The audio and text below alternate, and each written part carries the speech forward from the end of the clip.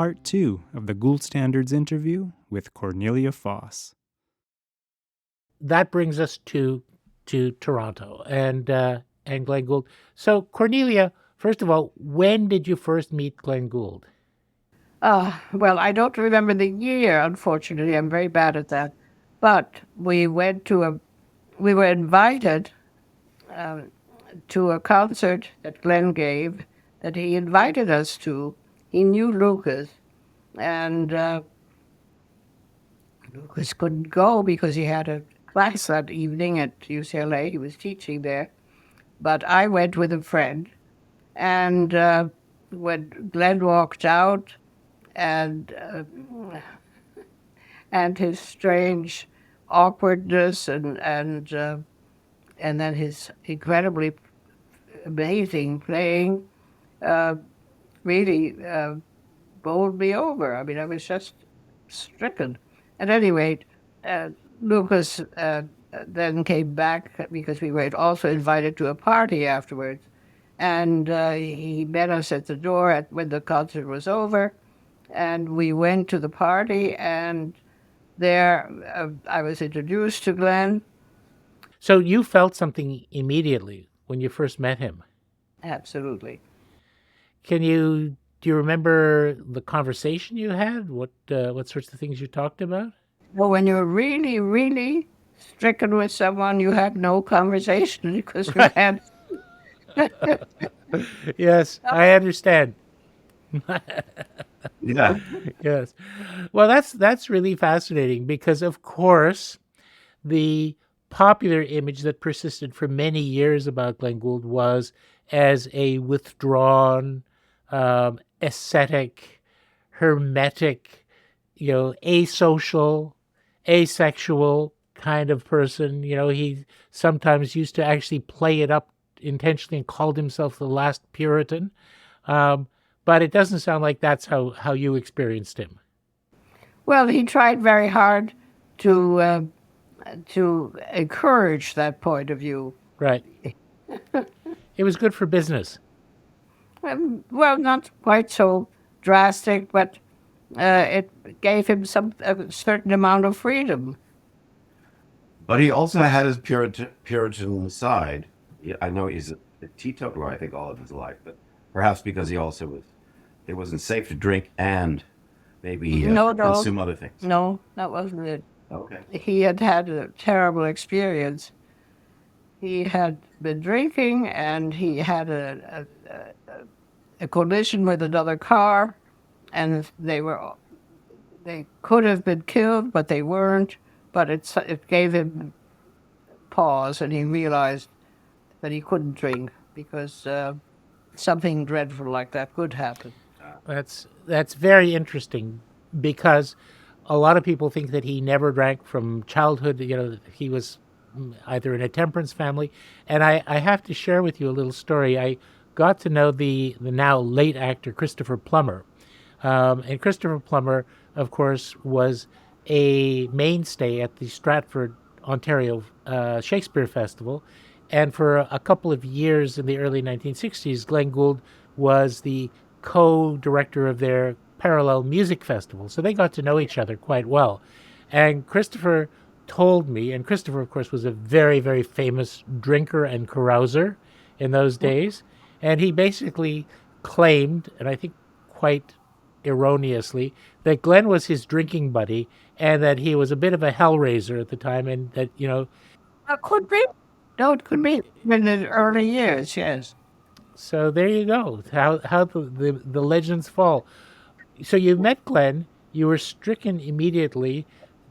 How long before you saw him again? I mean, did you begin to see him? About a week or two later, he called, and we had a long conversation. Of course, he had those conversations with many people, but men and women. But then we had some other conversations, and they got to be longer and more often. And over the next few years, it became quite obvious that we were falling in love. Then one day he called and he said, "You know, I'm not going to have an affair with you. I'm going to marry you." And so that was nonstop. This, of course, is while you're still very much married to Lukas. In fact, you stayed married to Lukas. I mean, what were your feelings about that? I mean, were you reluctant? Were you feeling guilty? Was it? I mean, it must have been very, very challenging, very hard for you. I can't really answer that because I have no idea. I'm sorry to disappoint you. It's fine. It's just, it's just, such an interesting situation. I think at one point you were on record saying that you were in a perfect triangle. Yeah. I don't think I ever said that. You did. No, I said triangles have been in the world as long as the caveman. That's Right. true, yeah. That is certainly true. Maybe what you meant was that on the weekends you would drive back to where Dad had rented a house in Fort Erie, and so that we could see our father. So we were seeing our father on the weekends and Glenn during the week. So it's kind of a triangle. True. Yeah. And by the way, my memory is that when we went to see my father on the weekends, my mother and father got along rather well. And Dad was because he had been a little bit of a shut-in. He was a shut-in because as a child because he was a prodigy, and he was given special schooling. When he finally was sort of released from that kind of prison, he kind of had to go a little berserk and act out. And unfortunately, that took the form of being a little bit of a wild man when he was conductor of the Buffalo Philharmonic, and I think it was upsetting for my mother, and so there was some tension. I understand. And Christopher and Eliza, what was your first recollection of Glenn Gould? Well, I don't know what my first one was. I mean, I remember it was an odd drive to Canada. That I remember, sort of packing everything up into the car and driving away, and landing in Toronto. But we went to this beautiful house. I remember the houses we were in first before I remember Glenn. But then what I remember is he was very kind. And so my memories of him, first or last or whatever they were, middle, he was a very, very kind, loving man to us. And Christopher, for you? Also, I was a little older, and so I was a little more guarded because I was very aware of who my father was, and still, I mean, obviously loved him. Nothing changed there, but the idea, some people sort of say, "Oh, is Glenn sort of like a father figure?" I always resist that idea because Glenn was very avuncular. I'll give him that. He was extremely kind. Eliza's completely right on about all that. The other thing I would add is that he was, and this speaks to your comment that he was known as this rather austere Puritan type. Well, he could be completely silly and funny. He would often sit on the floor with us and giggle. He would roll. The only thing I was cautioned about by my mother was, whatever you do, Christopher, don't jump on Glenn. Yes. No touching, but we could roll on the floor separately. Especially when Christopher sometimes did, or climb on Glenn, climb on his shoulders, etc. To my astonishment, Glenn didn't say a word. Because he didn't want to make Christopher feel bad about it. I know, even though he's known to have sued somebody for slapping him on the back a little bit too vigorously, even if it was trying to be cordial or something. But he didn't sue me. No. You am stopping me from going out the door on a really hot summer day without a coat. So he expected you to have the same sensitivities as he did. Yeah. Yes. And he talks about galoshes a lot. Like, Yes. Christopher, Galoshes.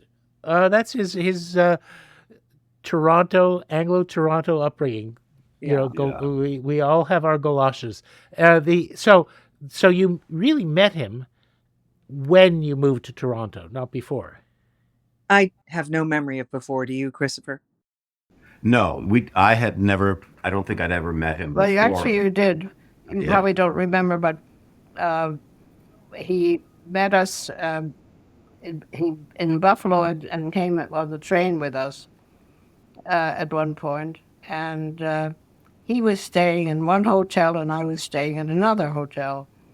But I remember that the doorman came over to the trunk of the car and pulled out all these garbage bags with with all of Glenn's clothes. Oh dear. And well, you were absolutely horrified. What is Glenn doing? Right. And I had to explain that he always traveled that way. And I said, it's actually not such a bad idea. My mother's taken over this habit. If we have to move house or do something, she'll throw everything in garbage bags. Garbage bags are very handy. You know why? Because you don't have to worry about folding them. When you carefully fold things and put them in suitcases, they come out wrinkled anyway. That's Exactly. right.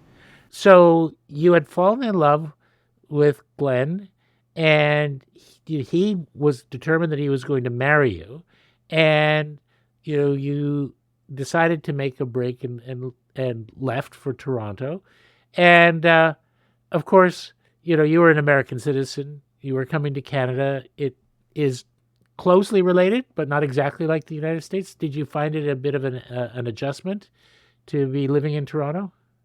Well, yes. I mean, I didn't like the fact that one had to stand up after every film and sing "Oh Canada." Oh yeah. All that patriotism was something that I really didn't like, Right.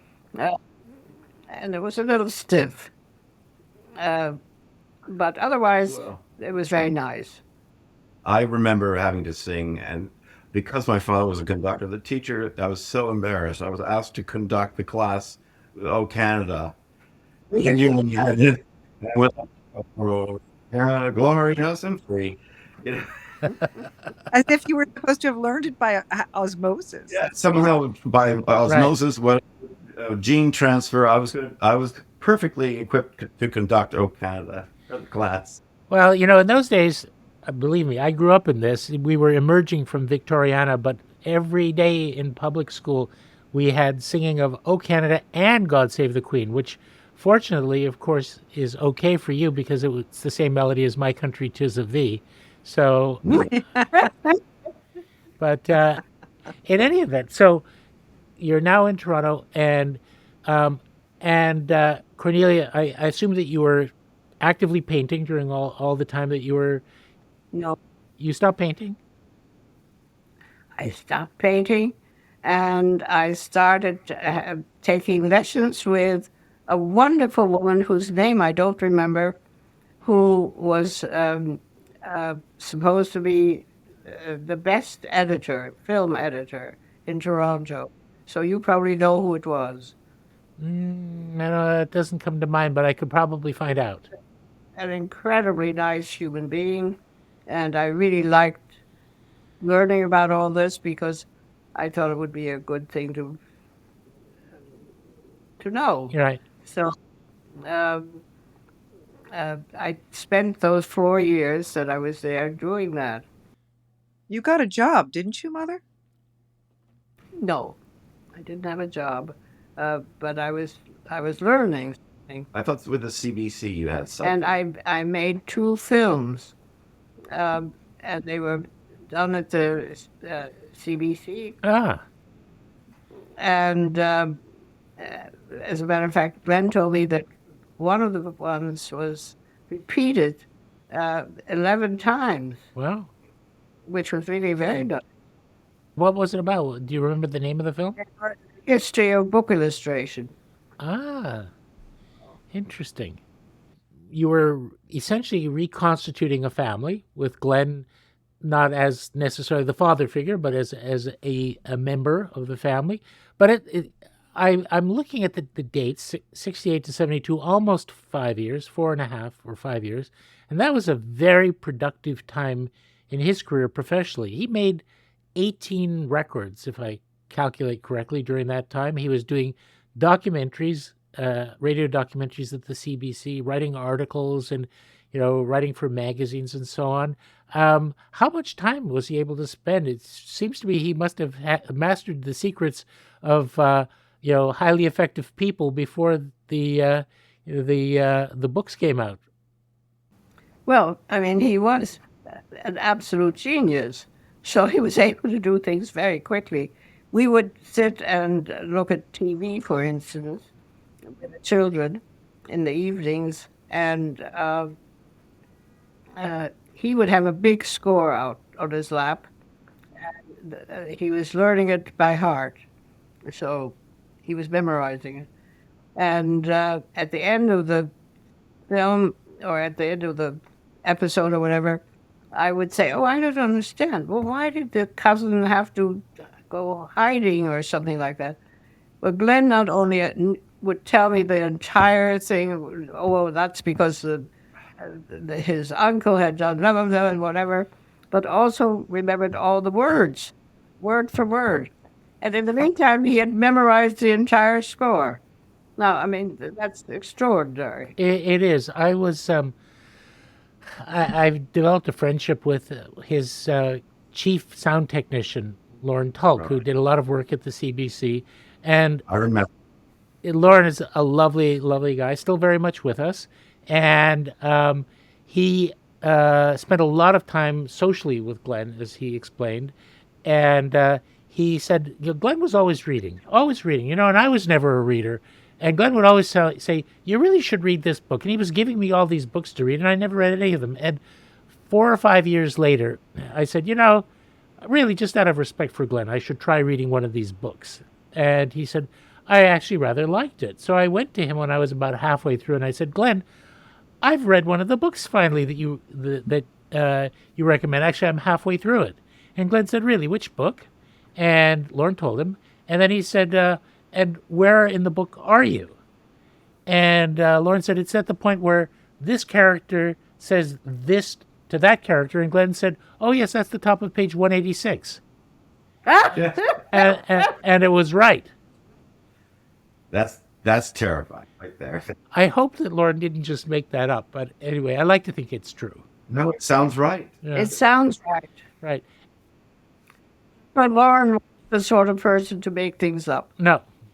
And yet, despite being brilliant in that way and having this extraordinary mind, he still was able to be very, he was able to reach you, Eliza, and you, Christopher, at the level of, playing games and doing quizzes and, Can I read actually a little play he wrote for me and my friends? Just a little bit of it. Please do. Yeah, absolutely. That would be wonderful. Along with memorizing, God knows what it sounds like he did, he wrote a little play for me and 2 girlfriends. And it was about our dog, Baffin, and his fleas. And of course, we all know Glenn loved dogs. So I'm just going to read a little bit, but it began with my friends would say, "We, the Summerhill trustees," because we lived on Summerhill Avenue, "now declare that Baffin's fleas, having made us itch all year, are hereby banished." And then he had written for me, "But my colleagues, I protest, Baffin's fleas are his alone.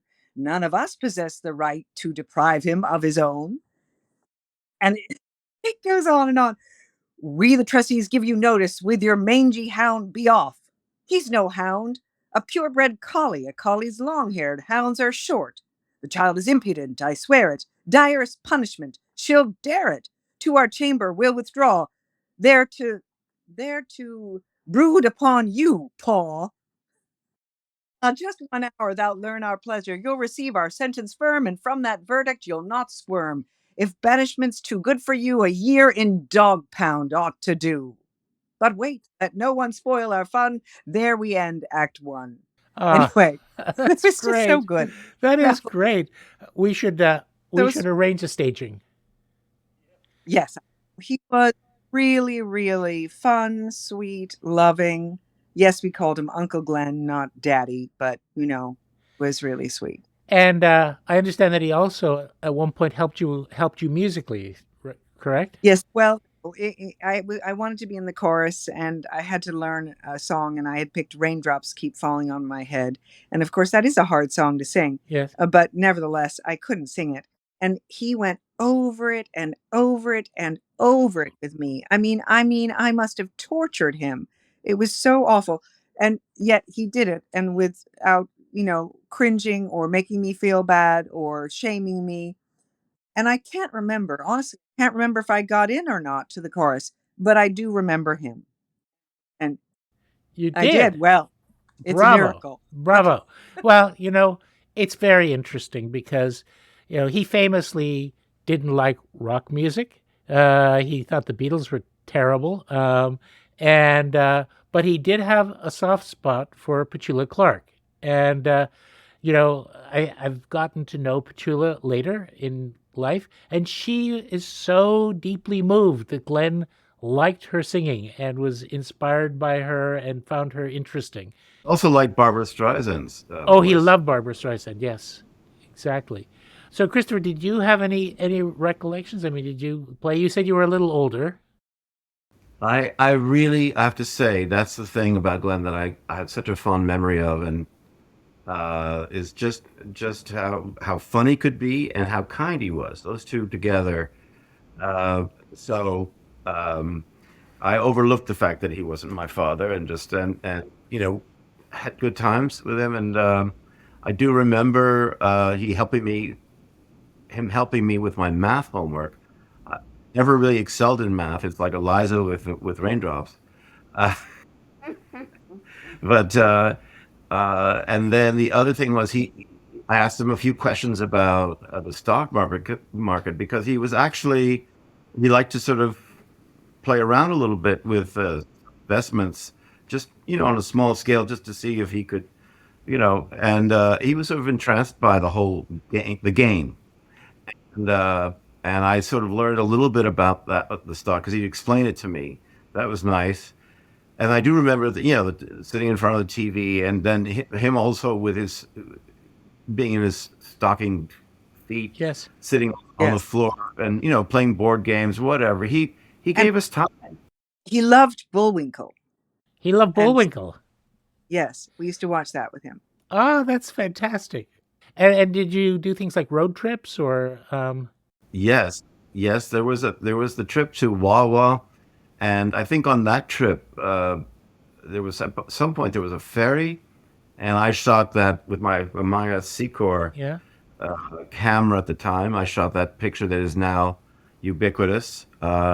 It's that picture of my mother and Glenn sitting on the deck of this ferry, uh, and they look very glamorous together, I have to say. But that I shot that. I'm rather pleased that I got that shot because I didn't photograph Glenn and my mother much because I'm trying to ask myself, did Glenn mind it? He never showed that he No. minded it. I guess I was interested in nature photography. Who Right, knows? right. It sounds like just to return to Cornelia, because obviously as a mother, you must have cared that this new relationship, this new arrangement would be good for the children, and that it wouldn't upset them too much. And you were seeing Lukas on weekends and so on. But what are your recollections to, like, did Glenn bring his music home? Did you see him preparing for recordings or his work, or was that something that he kept separate? And was he a tender person? Was he a generous person? Was he a, well, this is not what people associate, but was he a passionate person? Yes, he was very passionate, as a matter of fact. And, and he was also very sweet and tender and thoughtful and kind, extremely kind. And the only thing is that as time went on, he began to take more and more Valium. And Valium, when you take that much of it, changes your personality. and his personality changed. He became a different human being, and he became very paranoid. He was convinced that I was having, that the minute I would go and meet someone about a film, let's say, that he might lose me because I would go off with this person, and I would, of course, it was absolutely out of the question. Right. But he was so afraid of all that, and he became so terribly Controlling. difficult as a human being to be with that it became impossible. And I decided, this is bad for the children, it's bad for me. I have to leave him. And that was heartbreaking. You know, you really protected us from that because I don't remember it. I don't. He was never in any way controlling or upsettingly, or behaved in a way that was upsetting with me or Eliza. I don't. And in terms of the passionate thing, one thing they also that he did was because he was sort of conservative in many ways. Thoughtful. He wasn't going to embrace or kiss my mother in front of us. I don't think I ever saw it once. Well, I wouldn't have wanted it. And I won't ask about the physical side of the relationship because that's too personal, but Obviously, I wouldn't have stayed for 4 years if it hadn't been very happy, physically as well as mentally. right. And I think that is something that people should appreciate, that he was a complete human being for all his difference, his quirks and eccentricities. Some people think that he was on the autistic spectrum, and that was explained some of his behavioral differences and ways of experiencing the world. Did you ever get the sense that he might have a little bit of what I guess they don't call it Asperger's anymore, but the being on the spectrum? No, No. Nonsense. no. But being able to remember the page number is a kind of spectrum type behavior, actually, that you mentioned earlier. That he remembered the page number of where that dialogue was. That's kind of spectrum indicative. But, there's so many degrees of that. And also, it's very common that artists. It sounds like a terrible generalization, but many artists. One can. I don't know about really diagnosing, but one suspects there's a touch of Asperger's or something spectrum like there. Well, actually, Lenny had some of that. And Dad. And Dad, for that matter, too. I guess one other thing that I'm curious about is your husband, Lukas, and Glenn had been friends or at least admirers of each other.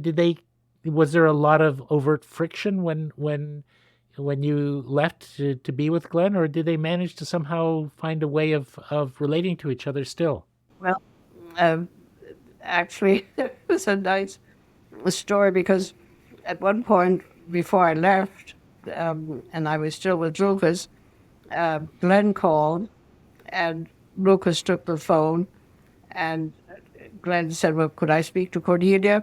And Lukas pretended to be the maid. A few years later, Lukas called and asked for me when Glenn answered the phone. Yes. Glenn did exactly the same things. Well, I guess neither one of them fooled anyone. But you could say at least what Dad said when you left.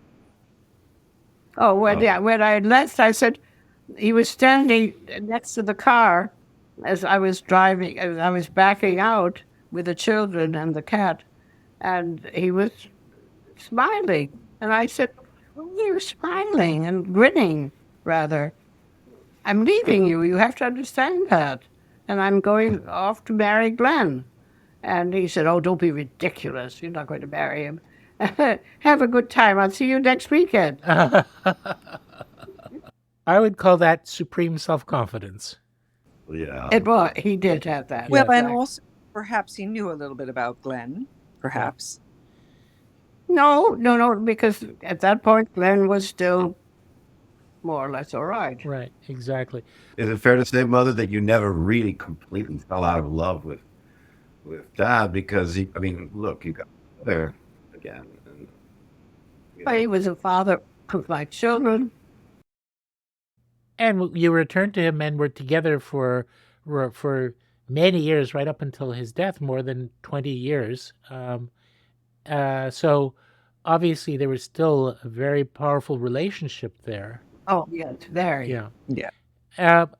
And, I mean, honestly, a great artist, by all accounts, a wonderful person. So, it seems to me that you couldn't go wrong one way or the other. I was very struck, since Leonard Bernstein has come up on and off throughout the conversation. There was a book written by Jonathan Cott. I don't know whether it will show on my screen, but this was, so dinner with yes, an evening-long conversation that Jonathan had with Leonard Bernstein about a year and a half before his death, and it fills a whole book. And Jonathan had previously done actually a book-length conversation with Glenn Gould as well. And the language in which Lenny talks about Glenn, I mean, I'll just read this. Glenn was my angel. My wife washed his hair like Abraham in the Bible washed the angel's feet. Do you know how many times I sat in this very room listening to Glenn's first recording of the Goldberg Variations? And then he talks about how he was working on his opera, A Quiet Place, and when they got stuck, he and the librettist, they would cleanse their mental palates by listening, and it helped them find the ending of the opera. And then he said that he actually had set up a shrine to Glenn in his home. I mean, clearly for people of that stature, and that includes you three, by the way, to find such a profound impact. This really, aside from being an extraordinary artist, does sound like the mark of an extraordinary human being. Well, I think the business about setting up a shrine to Glenn was made up. I'm not sure. I don't think so. Why don't you tell that story just quickly about Dad pulling over to the side of the road? Oh yeah, that's a nice story. Oh, that is, yes. Yeah. Well, one day, Lukas and I were driving down Sunset Boulevard. I was driving. Lukas was sitting next to me looking at a score. And I had the radio on, and suddenly the Goldberg Variations were being played. And Lukas shut the score, started to listen, and then said, just move over to the side of the road, Cornelia. I have to hear this. And I said, I can't. It's just Sunset Boulevard. I can't something go. He said, oh, please, come on. I have to listen to it. So I did. Somehow I managed to do it. And we sat there and listened to the whole thing. And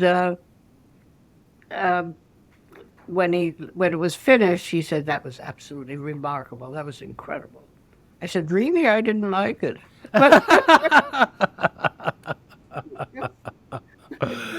Well, I'll be very quiet because I have to hear who played this.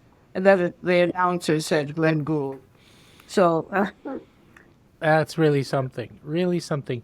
Of course, when you left him, I think it was a very heartbreaking experience from him, and he came and pursued you and tried to persuade you to change your mind, right? yes. Well, I was by that time back in America, and I had rented a little house on the beach in the Sagaponack, that's Long Island. And he came there, and I was sharing the house with a friend of mine who was the divorced wife of Terry Southern. Terry Southern. And but she very tactfully left, and he came and sat down there. We had a nice sort of terrace that overlooked the ocean, and kept stroking the cat, and being really very sweet, but also incredibly sad. And it was an awful moment. Um, And then, of course, there was also when you took us to meet him in the hotel. You had already come back to Dad, and we were living in New, and he came at one point. He wanted to see us as well. Apparently, I Yes. was too young. I think as a sort of maybe 15-year-old. Eliza, I don't know. I'm trying to I remember. don't know how old I was, but I remember it. But the sad thing was that, it was awkward. And even though I had adored, even loved Glenn and Eliza too, I think we both feel this way, right, Eliza? That we just didn't know what to say exactly. No, it's very hard for kids to handle those kinds of moments of emotional intensity. They're not really cut out for it necessarily. Well, I When mentioned that I, because years later, I felt terribly sad me too. that we and Eliza too that we didn't get a real chance to say goodbye, to really affirm to him what had meant to us. Yeah. I always thought we'd have another opportunity later in life. And of course, Yes, No, yes, because he died so young. right. exactly. Yeah, and so shocking because it's kind of like something out of a novel that the piece that launched his career had just been re-recorded. It was kind of a bookend moment for him. It was Yeah. reviewed quite ecstatically, as I recall, in the New York Times. He was excited. It was his 50th birthday, and then literally a couple of weeks later, he was gone. but the strange thing is that he always told me that he was going to die when he was 50. Why did he I think forgot. that? Hmm. Who knows? Well, he always believed that he had terribly high blood pressure, and in any event, that must have been very sad. Just to go back again to when you were together in Toronto, did you actually ever spend time with him, hearing him and seeing him play? Well, no, you see, it was a kind of instinct that I had that I knew he would want me to.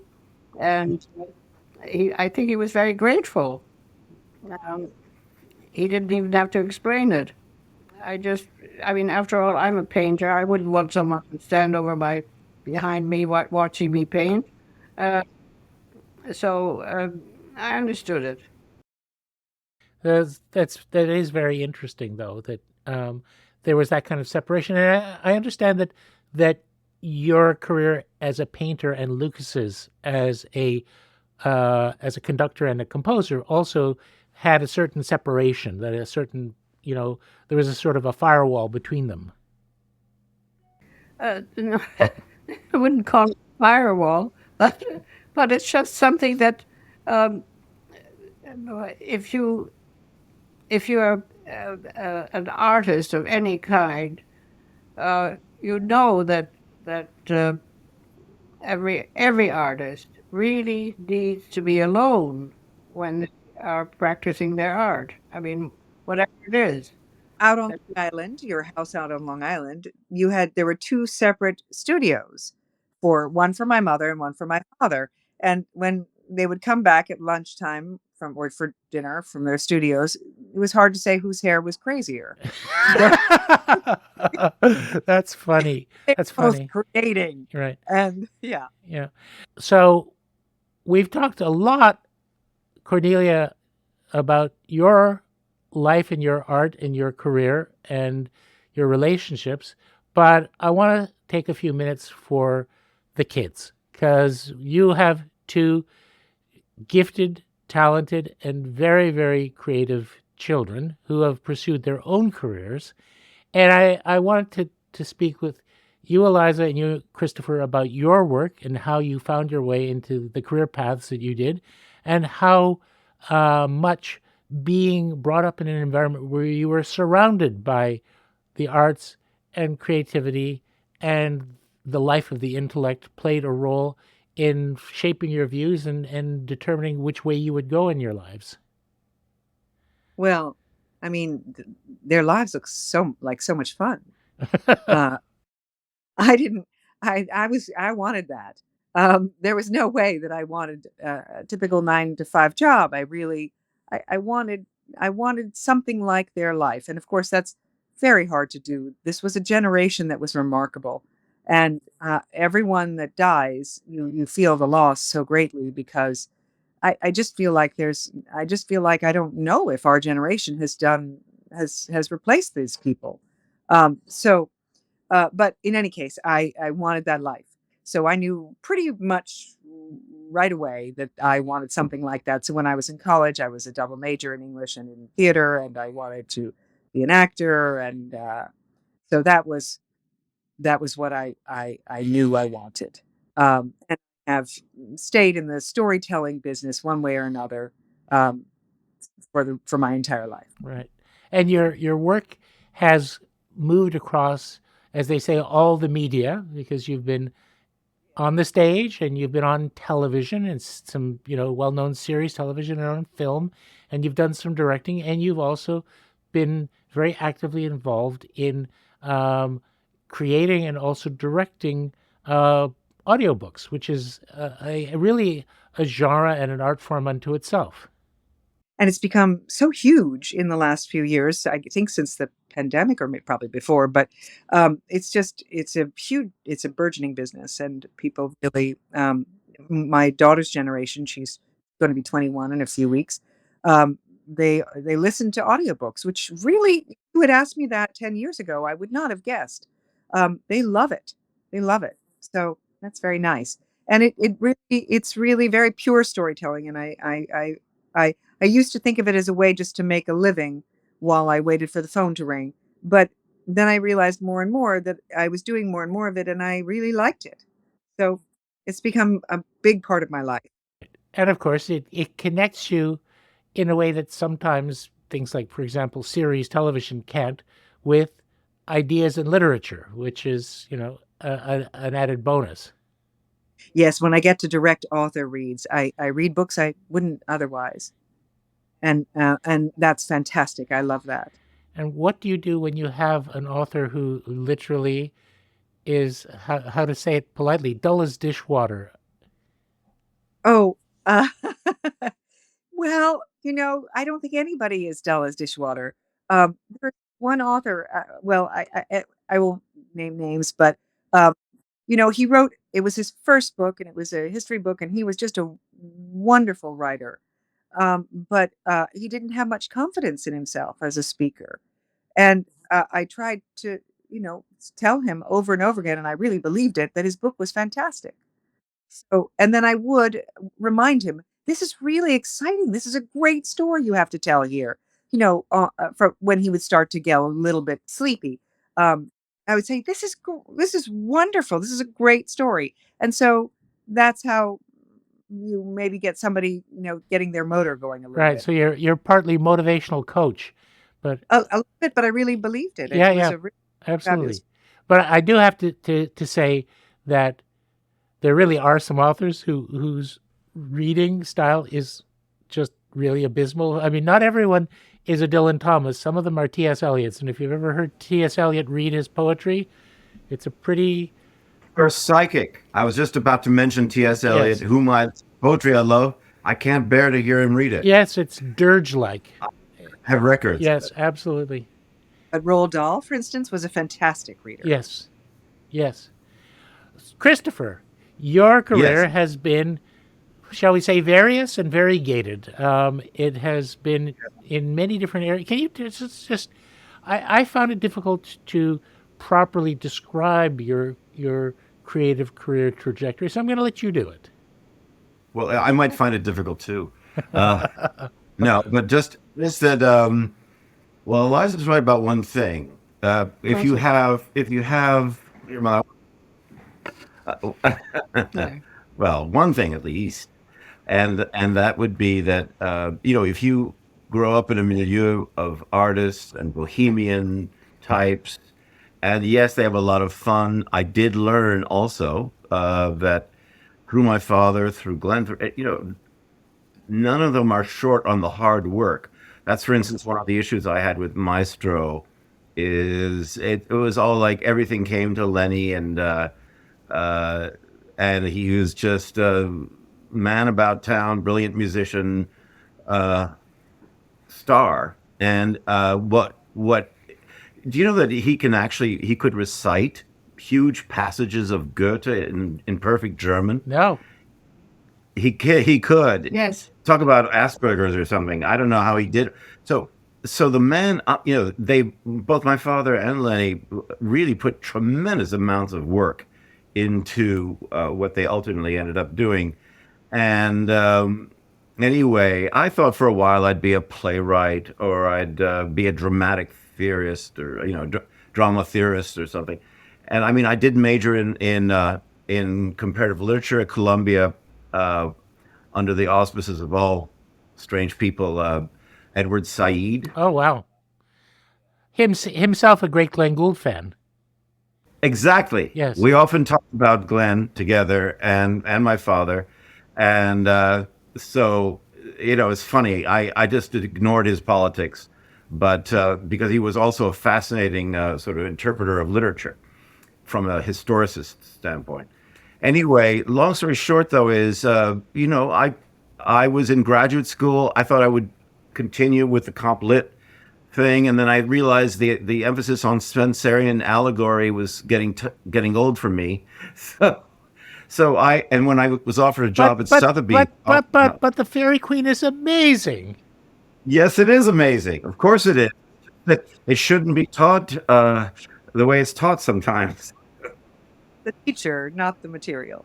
Yeah. And in any case, I did accept a job at Sotheby's, and that was sort of cyclical. Then I ended up for about 10, 12 years in advertising, market research, strategy, and then ultimately plucked out of all those roles to work directly for the CEO as his speechwriter.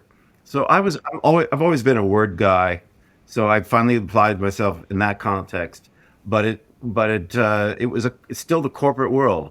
And when my father died, I think I just felt like I think I had to try something else. And so I got into first trying to work on, and it's still in progress, a film about my father and his musical world. It wasn't just about him. Right.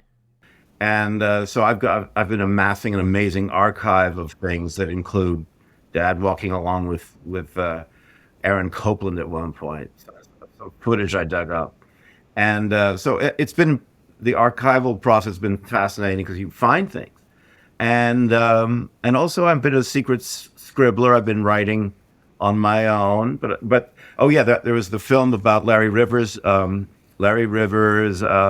boy of the art world, and that's just being released in the very near future. I was just co-producer on that. And then more recently, I wrote this long sort of review essay on Maestro for a magazine called Cineast magazine. And, so I've got into article writing, opinion pieces, even political sort of writing. So, as well as the poetry. So, oh, well, of course there's the photography. That's true. Thanks, Liza. There's too many things to remember. I even dabbling in voiceover like Eliza because I was inspired by her, and just dabbling at this point, but it's fun. Tell me about your photography. I don't know if you can see behind me, but sitting behind me is a Rolleicord camera, and there is a half-plate 19th century wet plate camera. So this is a big piece of my life too. Piano, right? On the piano. By the way, that piano is Glenn's first piano, the one that his mother taught him how to play on her sitting on her lap. Wow. And also telling him if he didn't practice, she would make him go and play with the other children. That's right. That is right. As my father was told by his mother, Lukas, go out into the garden and don't come back until you've composed a melody. Oh, no. I mean, there's a rough side. It's not all glamour. And that point in my essay about Lenny is it was sort of a cardboard view of Lenny, even though Bradley Cooper did an amazing job of, for instance, in that performance of the Mahler Resurrection Symphony at Eli, that actually included composers musicians who had actually been in the orchestra in 1976. So he was reprising that, but he was the conductor, and that's one secret flaw. I think Bradley wanted to be Lenny. It's really Well, it's hard. Who wouldn't want to be Leonard Bernstein? Really? that's the thing. That's okay. I would say that that's okay Right. to have that instinct. Yes. But anyway, so I was bitten by the artist bug big time, and the photography I do is portraiture, but it's mainly art or fine art photography, as they call it. I will get into the ocean with my camera and endlessly shoot weird shots of waves, at the of the Atlantic Ocean. Sounds boring, but they're all very designy and abstract. And then also got into an interesting area, which is color correction. It's very specialized photography of art, of painting, and using all the right tools, but as well as your eye, to really get it for archival purposes or whatever museums needed for what have you. Well, he did all the photographs in my last book with all my paintings. He did a superb job. Oh, that's Sure. fantastic. Because honestly, I mean, everyone who's ever purchased an art book, even very good ones, who then goes to the gallery and sees the paintings, understands that even with the, whatever it is, 12-color Heidelberg press with, master press people, it's still never quite the same. So people who can get it as close as possible are clearly artists in their own right. And that's just fantastic. But you bring us to a very good point, Cornelia, because you mentioned your book, and this is plug time. Tell us where Yeah. we can get a book of Cornelia Foss's wonderful, beautiful, peaceful, inward, remarkably, I mean, there's something just very, very inward about your work that I find very, very satisfying, very, contemplative and rich and deep. And I don't want to sound like I'm an adjective machine, but there is something special about how you deal with subject matter, which, let's face it, I mean, there are lots and lots of paintings of gardens and landscapes and portraiture and so on, but there is something special about your work to bring us back to the very start. So where can people find it? Well, it's a Rizzoli book. If someone goes to my mother's website, which is corneliafoss.net, somebody stole the .com right from under us. So it's .net, and a recent review in the Hudson Review of my mother's a show that she had in New York is featured on that website, and also the Rizzoli book and how to get it. I'm gonna have to check whether the Amazon link works still, but and then her paintings, they're there on view for people to see. This will have been an unsuccessful podcast if we don't sell a few paintings by the time we're done. Here, Yes. on Oh. my wall behind me. I don't know if this is my daughter. That's a very beautiful one, Eliza. I don't blame you. But guess what? There are paintings of, well, we mentioned Dietrich Bonhoeffer. Yes. There's Oh, wow. That's fantastic. Superb. Isn't that something? A kind of grisaille. And I think this is trying to be my youngest daughter, Eugenie. Is that right? Yes. But it doesn't. It looks more like a cross between my two daughters. I love it. So she's interested about portraits. And oh yeah, one can't forget this one. I didn't have these ready. I'm pulling them off the wall of my father. Wonderful, wonderful. So, she's something.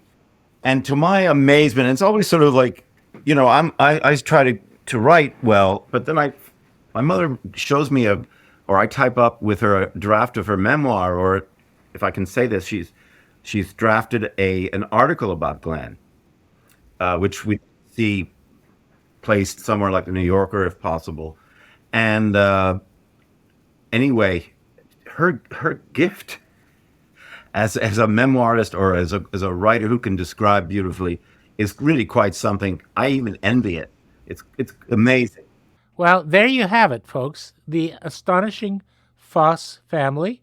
And publishers out there, rumor has it that there is an incredible autobiography, a memoir that Cornelia has written, just waiting for publication. So, get on the phone, call her, because this is a book I will buy the first copy.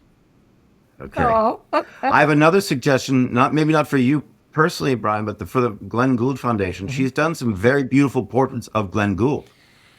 Well, yes, I would love to be in a position. Donors, if you would like to finance our purchasing these beautiful portraits, we don't have it in our budget, but I would love it if that were the case. In the meantime, we can talk offline, Cornelia, if you'd let us show some of them on our website. That would be lovely.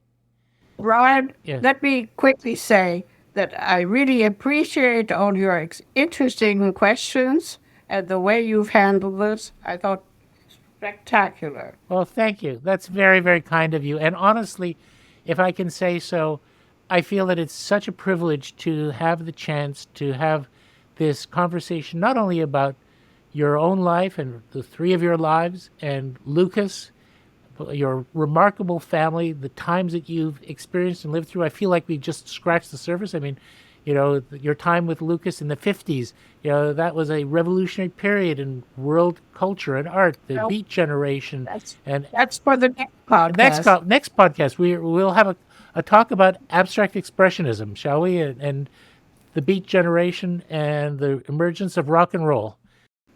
Mom was a friend of Gregory Corso, so you have to hear about that. Fantastic. All right. So let us pause there. I'll say pause.